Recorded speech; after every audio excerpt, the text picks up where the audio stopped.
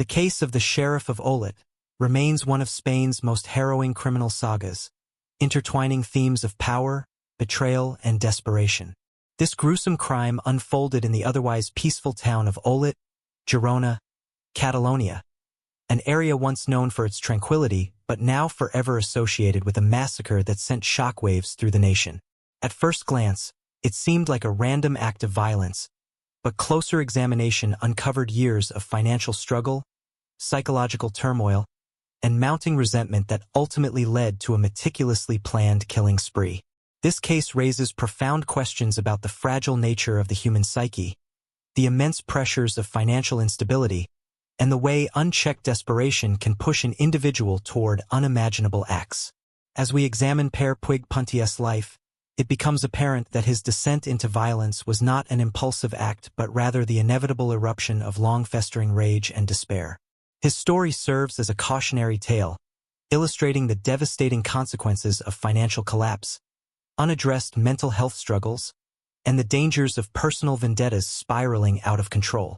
Tucked away among the rolling hills and volcanic landscapes of Catalonia, Olot had long enjoyed a reputation as a serene and picturesque town, the kind of place where everyone knew each other, crime was rare, and daily life followed a peaceful rhythm.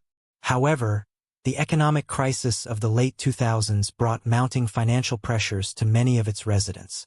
Small businesses were struggling, banks were tightening their lending policies, and unemployment rates were rising. Beneath the town's quiet exterior, tensions simmered just beneath the surface. One of the town's most prominent figures, Pere Puig Puntí, owned a transportation company and was both respected and feared. Colleagues admired his relentless work ethic and ability to secure lucrative contracts, often praising his strategic business acumen. However, beneath his professional success lay a man known for his explosive temper and uncompromising nature. Employees and rivals alike tread carefully around him, aware that crossing Puig could mean financial ruin or personal retaliation. His reputation as a formidable businessman was matched only by whispers of his unpredictable outbursts and an unwillingness to forgive those he perceived as adversaries.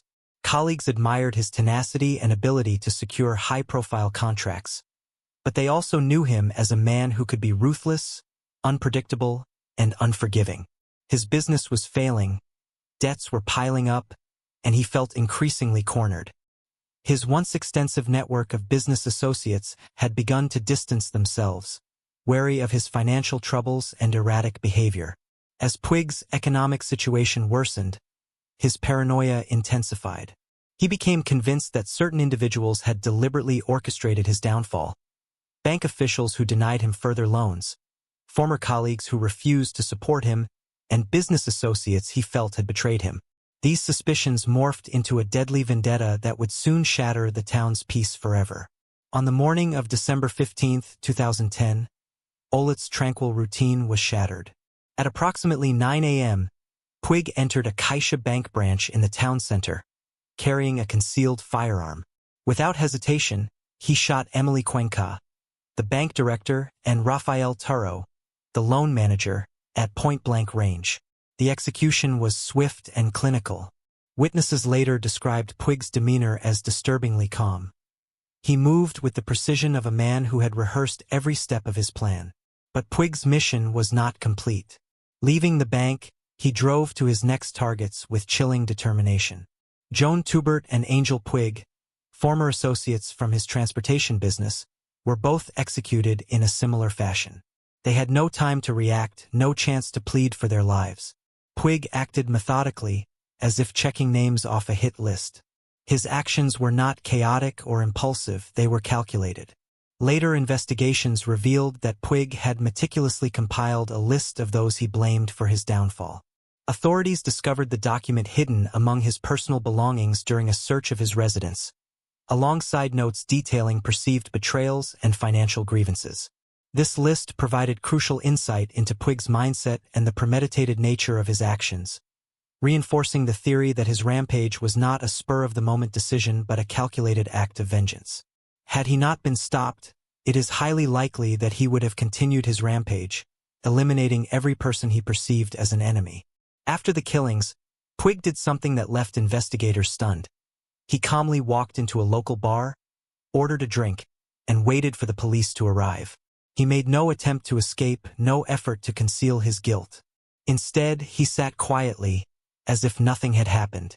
Witnesses recalled how he even exchanged pleasantries with other patrons before officers arrived. When the police entered, Puig showed no resistance. He placed his hands on the table and allowed himself to be arrested without a word. His eerie composure baffled both law enforcement and psychologists. Was he in a state of psychological detachment, or did he truly believe that his actions were justified? During interrogation, Puig remained disturbingly composed. He showed no remorse, no emotion. Instead, he spoke of his actions as though they were inevitable, a necessary act of retribution against those who had destroyed him. He framed himself as a man pushed beyond his limits, forced to take matters into his own hands. As authorities delved deeper into Puig's background, they uncovered a devastating financial situation. His business had been hemorrhaging money for years. He had exhausted every financial avenue to keep it afloat, only to be met with repeated rejections from the very institutions and individuals he had once trusted.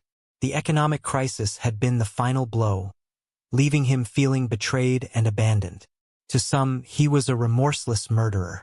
To others, he was a desperate man who saw no other escape from his downward spiral.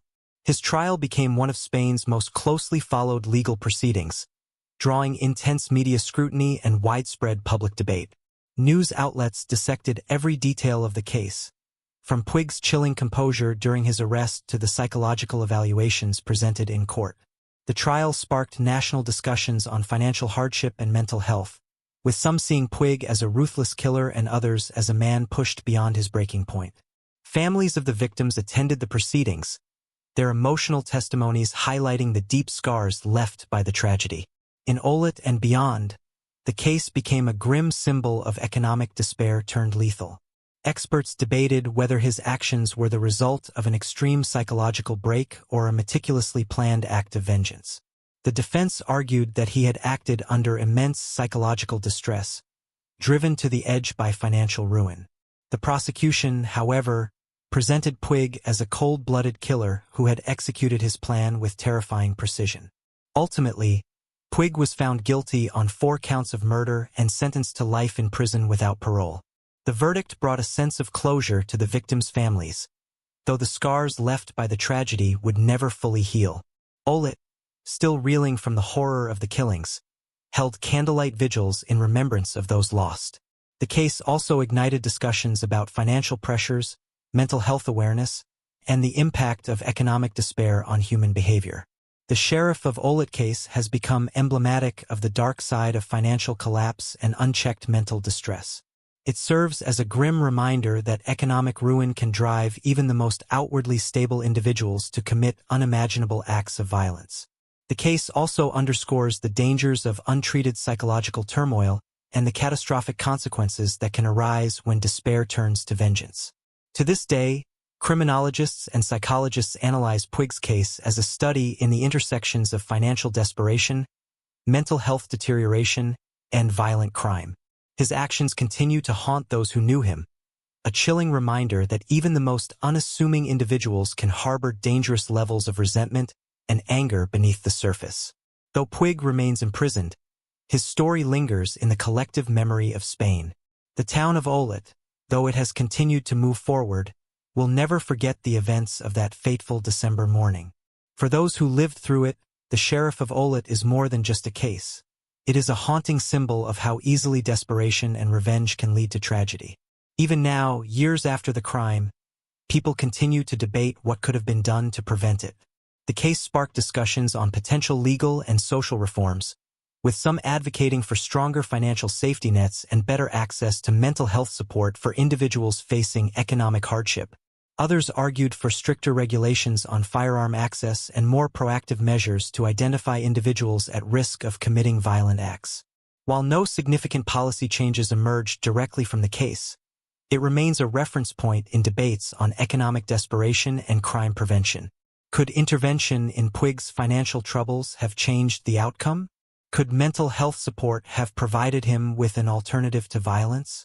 While those questions may never have clear answers, the lessons of the Sheriff of Olot case remain as relevant as ever. A cautionary tale about the perils of unchecked desperation and the darkness that can fester behind seemingly ordinary lives. If you enjoyed this video and want to dive deeper into more cases like this one, make sure to subscribe to our channel. Don't forget to like the video if you found the story compelling, and share it with your friends and family who might be interested in true crime and mysteries. By subscribing, you'll stay up to date with all our latest content and join a growing community of curious minds exploring the most fascinating cases. Click the notification bell so you never miss an upload. Your support means everything.